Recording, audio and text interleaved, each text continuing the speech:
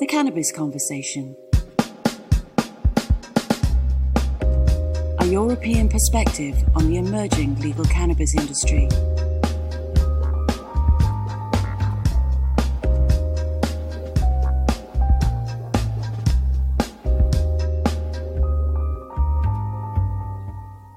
Welcome to the Cannabis Conversation with Anuj Desai, where we explore the new legal cannabis industry by speaking to the professionals that are helping to shape it.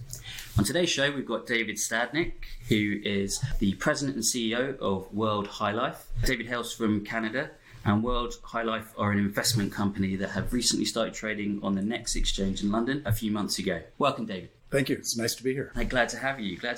So there's lots to talk about here. World High Life, one of the first companies to list in London. But before we kind of get onto that, maybe it's good to just know a bit about your background and your journey in cannabis and your journey to World High Life. Well, so how much time do we have here? Unfortunately, I'm getting close to, I'm 57 years old now, so it's been 30 years in the investment field. Started out as a broker in the finance side of things. We started a family office probably 25 years ago. We've been involved in several sectors, a lot in the pharmaceutical space, which has led us to approximately 6 years ago, we were an early adopter into the Canadian Cannabis sector. Again, we started one of the first, a company called Supreme Pharmaceuticals at the time. It's now the Supreme Cannabis Company, one of the first cannabis companies in the space. So it's been a huge success. So in the last, since then, we've been really focused on the cannabis space, the cannabis CBD space, North America.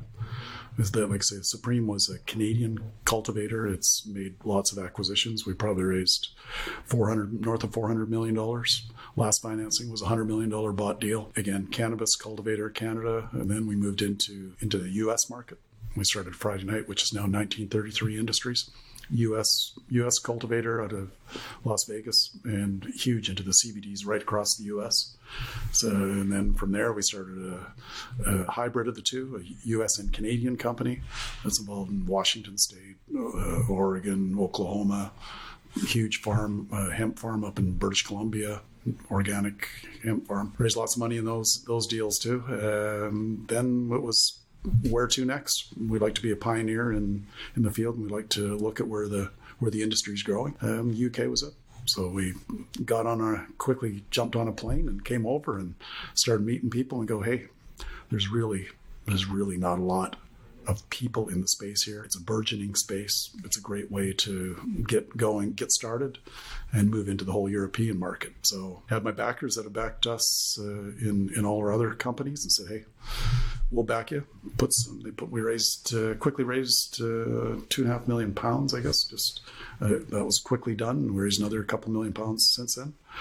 Started World High Life only 6 months ago. So we're just here. We're pioneering in the space. So we made our first acquisition just a month ago. Big acquisition. When we came into a space, we wanted to acquire what we believe is the biggest and best in the industry. So we purchased Love Hemp. Put it this way, most people know of it in the UK space. Mm-hmm. It's in 1,900 stores. It's the biggest CBD company in the UK. We're really pleased with that acquisition. So we're just digesting it now and working on its expansion. And so we're really happy about that. And from here, the plan is to not only to really dominate the UK market in the next 12 months, further than we are already, and moving into the European and North American markets. But we're going to try to be a European, sort of UK European focused company. That's the angle we're trying to take. Yeah, we can back into the North American market real easy. Yeah, it's going to be pretty easy for us. So if we decide to make that a little sooner, we can do that. But the idea is to try to dominate UK European market. Wow, it's fair to say that you've got a real wealth of North American experience there. Sounds like you've got a real spread across the. Yeah, we've done it all. Yeah. In terms of, I got to say, I wasn't really that much of a kind of a marijuana, cannabis, CBD guy before 2012, 2013. We had this company. It was actually Supreme Resources. So it was really a mining company. Right. And my son, he was like 20 years old, was talking to me, and he says to me, Dad, this cannabis space is really kind of taken off. And I kind of look at him like, we've been talking to, as a pharmaceutical, to the University of Alberta about doing some pharmaceutical deals. And so we changed the name from Supreme Resources to Supreme Pharmaceuticals. Right. But we hadn't done a deal yet. So I said to my son, I go, well, you know what, maybe it doesn't hurt to look at a cannabis deal. So we just we're a public company, so we put out a news release 2012, 13, said, we're just happen to be looking at the cannabis space. And our stock went absolutely crazy. We got called. In a good way? In a good way. Like, it was going crazy. Like, everything had been dead. The mining space had been dead. Like, there was no real market taking off. And because our name was attached to it, at least we weren't Supreme Gold or Supreme Resource. We were Supreme Pharmaceuticals. So in people's mind, well, they put cannabis and pharmaceuticals together. So we were the stock to buy. Mm-hmm. And TV stations calling us and everything. My son, you know, being a millennial, I told you, Dad, I told you. So unfortunately, we have those millennials involved in this with us now too. So anyway, that started the cannabis craze, and you know, we've really been involved in it with my partner, Mr. Cefalis, and I, and Andrew Mail here now in the UK. We're up and running, cool. And we think we're a pioneer in the business, but it's we'll see. So 2012, in cannabis years, that's nearly 50 years then. Great, fantastic. Actually, I've got a question while you're here. Just for my knowledge, I only really found out what a family office was a couple of years ago. Could you explain a bit about what a family office does and how important it is in the cannabis space? I didn't realize it either, that I was a family office, probably till a couple of years ago myself. But I truly am the word of a family office, because I'm myself involved, my son's involved, my other son's quasi-involved, but his family office is just literally, we put our own money into deals. Right. So and we have people that follow us too. A relatively small group of people that kind of back into those deals. And it's a small group of people. We put up our own money into our own deals and invest into other deals as we move forward. Fantastic. And this has been a real kind of engine for capital in the cannabis sector. Because family offices, like here in the UK, that's one of the, if not the biggest right now. If you can kind of infiltrate the family offices, I think you can raise a lot of money. Right. So it's certainly big here. Yeah, I'm with you though. Like, you really, like, say 5 years ago, and you said you're a family office, I kind of look at people, and then as it became popular in the last few years, I go, oh, I guess I really am a family office. Yeah. But you're right about that. Yeah, great. I mean, we had a great guest on a couple of weeks ago from the Financial Post, talking about how difficult to raise institutional capital. So a lot of family offices funded sort of the initial rise of cannabis companies. So out of here, or just in Canada, I think, is what we're talking. In Canada, yeah. No, there's a lot of family offices. As Andrew was pointing out to me earlier today, they're basically little family offices that have put a lot of money into our company too. Yeah, great. So you mentioned Love Hemp is your current investment. Is that the only one? And that's our first one. That's your first one, right? Yeah, it's an investment company. Our mandate is to invest and make several investments. So that was our first one. Really pleased about it. Really pleased with the way it's going, where it's going. Pleased where it's been. We're looking forward to great things there. Like I said, we're just digesting, and we're looking at other acquisitions that'll complement that mandate, that platform. Great. All the investments will be essentially in the cannabis space or around it. Yeah. So that adds to that platform. So we'd look at other acquisitions that aren't quite, say, cannabis, but they maybe be a vitamin company, but it's got great distribution, which that distribution could help our Love Hemp line move into Europe or something like that. So it's all about getting the distribution in on the Love Hemp side of things and the cannabis CBD side of things. So, I mean, I was just about to ask you, what the kind of investments are you looking for? Are you focused on the wellness space, or would you look at medical, or?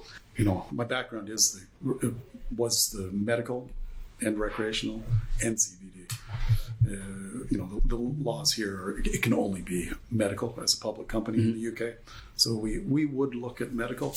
We'll look at it, and we'd look at some pharmaceutical. At the end of the day, it's about creating shareholder value, and if it adds to shareholder value, we'd certainly entertain that. But medical is definitely there. But I don't think medical really in the UK at this point in time in the UK in particular, it wouldn't be one of our focuses, just because I think the UK's got a long ways to go on that side of things. Yeah, definitely. And recreational isn't even on the radar, I guess, for a long time to be. Yeah, you're right. Lots of ironing out of regulations and and all kinds of infrastructure needs to be sorted out before medical really take off in the UK. But similarly with CBD, how are you viewing the kind of novel issue? Yeah, we're always staying on top of that with our lawyers, and there's a few advocate groups that we work with to make sure that we're staying on the right side of that. But that's always, we feel quite comfortable here in the UK about it now, and it's an issue, but we're staying on top. We don't seem to think there's going to be any issues on that at the present time. Mm-hmm. But again, we stay abreast of the laws as best we can and look at other things too, in case that did become a problem. That's, again, some of our acquisitions might be something outside of the realm of novel foods, so that if we had to pivot a little bit, we could do that. So it couldn't be, shut down overnight. I don't think that's going to happen, but who knows? Sounds wise. Yeah, you can't predict, can you? It's whenever the regulator sort of chooses to take action or enforcement, whatever. I guess we'll find out then. But it's it'll be probably around the ingestibles. Well, it will be around the ingestibles. So if you can get more on the cream side or anything, or the pharmaceutical side, we're comfortable. You're planning. Yeah, that's good. Yeah. Good to hear. So I guess. We're still honest, and with the European theme, it sounds like you're very much UK based to begin with. UK based as a market, but are you looking at wider Europe as your kind of second market, and then are you looking perhaps to buy or acquire any businesses within mainland Europe as well? We're looking at it as we speak, and Andrew and I just had a chat about that just on the walk over here. That we're looking at companies in particular. We're looking a lot into the German market and distribution channels there. There's a few issues there, but we think we can get into that market. That's one of the biggest ones. We're actually already in 200 stores in Holland. I love Hemp. Love Hemp, yeah. So we're looking to expand that line. Yeah. Europe as a whole, we're looking at things now.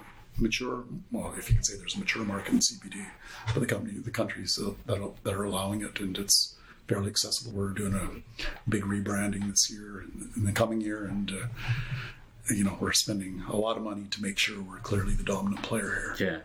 Yeah.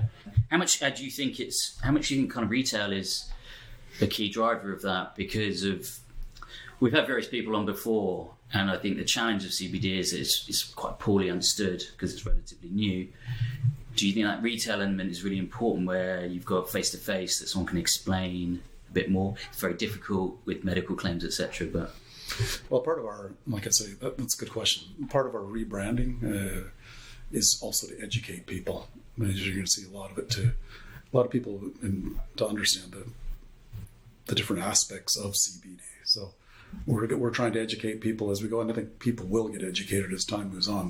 But again, that's part of our branding, and to get people into the retail and the online presence. The online presence is phenomenal too. It's not just retail. The online is, if you're talking online as retail. Well, I was talking about, I guess, bricks and mortar, but because with online, I guess one of the challenges is that it's less easy to advertise.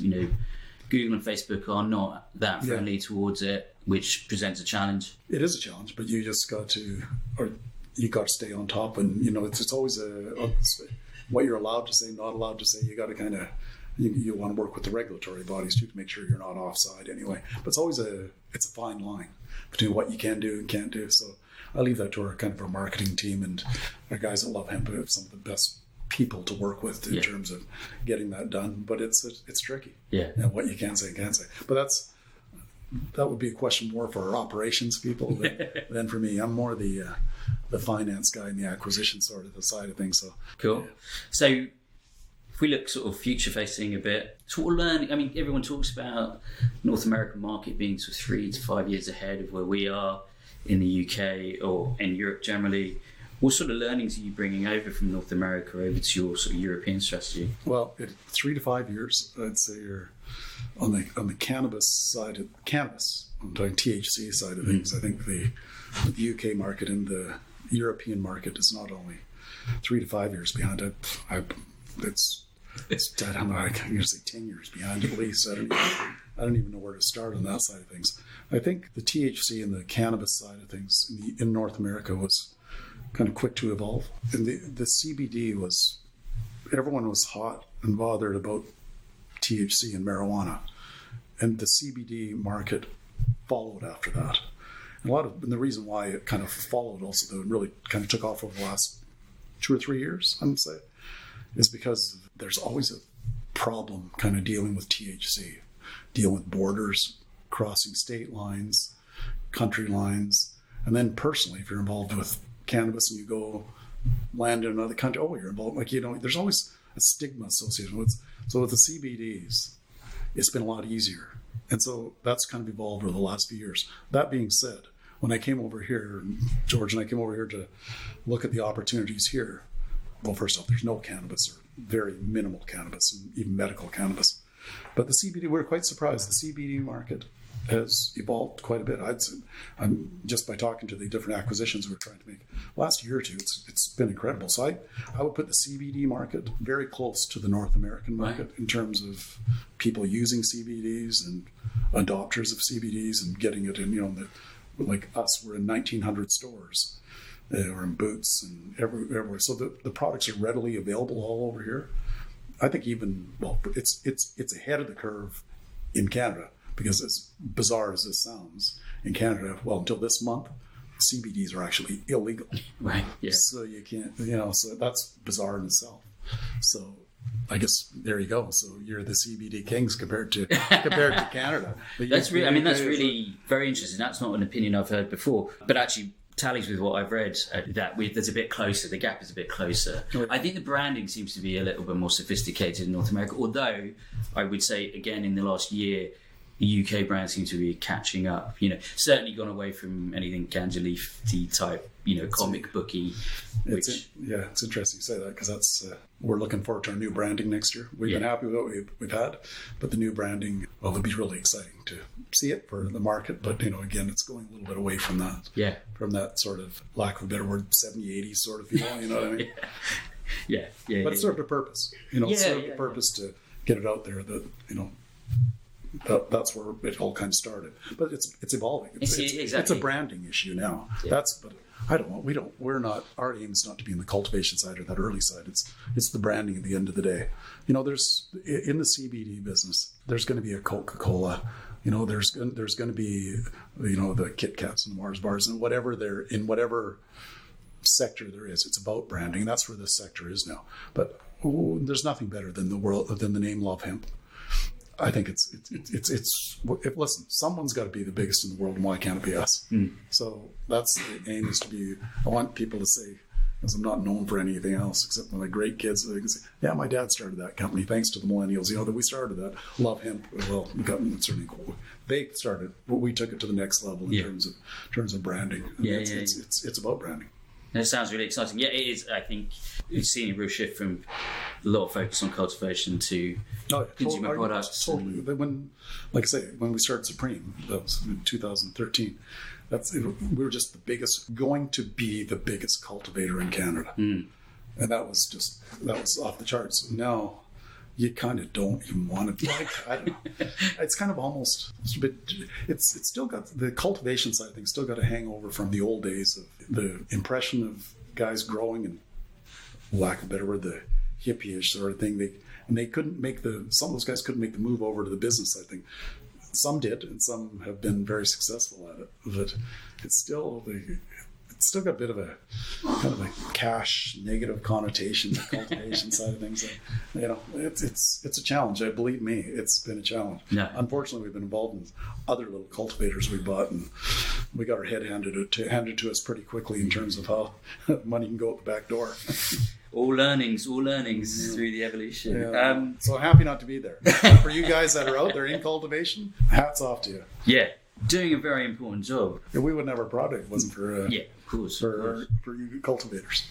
So what trends have you seen, you think, from maybe a bit with your North American hat on, that you think are kind of yet to happen in Europe? Well, that's a bit of a loaded question. I'm more from the finance side of things, and I look to where the new markets are, in terms of new markets for products, not necessarily the new little trends in different types of extractions or different types of vaping or different things like that. I leave that to more our operations sort of guy.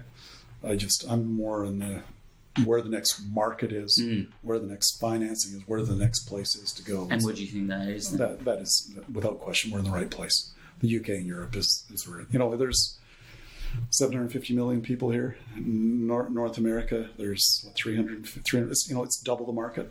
It's in its infancy. Mm-hmm. Like CBD's great, and we're glad to be there, and that's going to be great. The medical cannabis side, that whole branding side, like it's a modern world too. You know what I mean? We're not dealing with we're dealing with a sophisticated society that got disposable income. Yeah, this is the place to be. Yeah. Like it is going to take off here. And any other cannabinoids? Is that kind of entering the product development piece? So CBG, everyone's talking about. Yeah, it's on the radar in terms of doing more stuff with it. More stuff. We're also looking into the pharmaceutical side of things. In addition to adding to our portfolio, as I said before, we may have to pivot at some point, which I don't think so. But I've seen everything happen, being involved in the public markets for 30 years. If it can happen, it kind of will happen. You know what I mean? Like, I think Andrew can attest to that too. You know, if gold's going to go up and something next day it's like it just everything seems to, you got to be prepared in the public markets. Yeah. So yeah. That being said, those things are definitely on the radar screen. Cool. And I guess my before we sort of move towards the end, do you think Europe will develop differently to North America? And I think, in my experience so far, I see the culturally, and I guess there's two different things here. There's CBD and the THC side of things, the THC recreational. But I kind of think culturally, there's a different approach to cannabis in North America than there is in Europe. I don't know whether you see that as well, and whether that has a bearing on. I think it all comes down to the legal issues. You know, there's one, I can't remember what country. It's some small country here that's in Europe that's recreational. Luxembourg, yeah. Like that's about it. But you know, really in North America, we're only dealing with 2 countries. I mean, 30 countries. I don't know how many are in the EU and in Europe. So there's so many countries to deal with that. The THC market here is a long ways off. We're happy to be focused on CBD and that side of things, and maybe some medical marijuana. It's going to be a while here for that whole the European market. So the Canadian market, and the U.S. market. You know, there's still a lot of opportunity in the U.S. market. I mean, you got to remember, California is bigger than Canada, sort of thing. You know, it's like the Canadian market's recreational, almost been there, done that. You know, the U.S. is moving fast and furiously on their recreational side of things. European, it's going to be a while. So we're happy to be the CBD side. I think the CBD side of things is going to keep. There's still there's still lots of room here right now. Yeah. And if we get the distribution and over the next few years, and we're there, and it does become medical, recreational, you know, we're there. We got all the connections, North American connections. We've seen that market. We've been involved in the process in both countries, in Canada and the US. Yeah. So when it does come, we'll be ready for it. Good. Look forward to it. Cool. So on to my trademark last question, which is, it would have been a few years ago, but what did your family say when you first told them you were going to work in cannabis? Well, my son was, like as I said, my son was very happy. Depends which side we're looking at. You know, my young side, my family, my personal kids, and that. Yeah. More than happy. Dad's pretty cool, man. He's in the right side of business. My parents on the other side, they're kind of like, what? What? You're in what?